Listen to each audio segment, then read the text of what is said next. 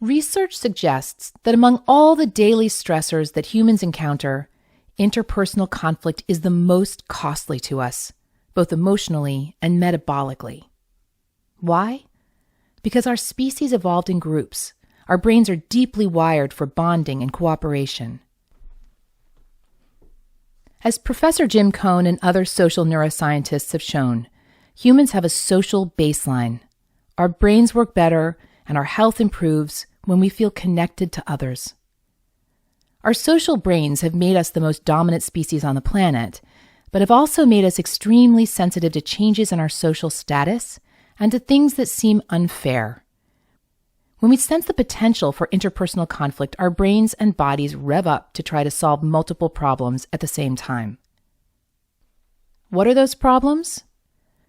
First, in a conflict or negotiation, we're trying to find ways to get what we want, to achieve a tangible, beneficial outcome. Second, we want to build and protect what psychologists call social capital. If we behave in ways that harm relationships or reputations, it makes future negotiations more difficult, and may even preclude future opportunities to negotiate. Third, we seek to manage our own emotional experience. Conflict, even the thought of conflict, can evoke negative feelings that hinder or derail our ability to engage productively with others.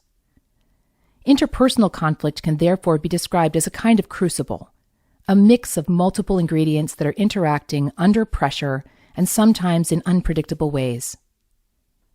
Of course, no two crucibles are alike. As situations change, so do our feelings and behaviors. For example, studies show that we behave more aggressively in anonymous conditions than we would when face-to-face. Our own dispositions matter as well. Research shows that people vary in how intensely we feel things and how aware we are of the feelings in ourselves and in others. Finally, culture matters. Studies show that families and cultures express and respond to feelings very differently. For some, avoiding or minimizing negative feelings is often an important goal. To sum up, if you think of yourself as being conflict averse, you are not alone. Conflict is inherently stressful to humans, and moving from conflict to negotiation is not always easy.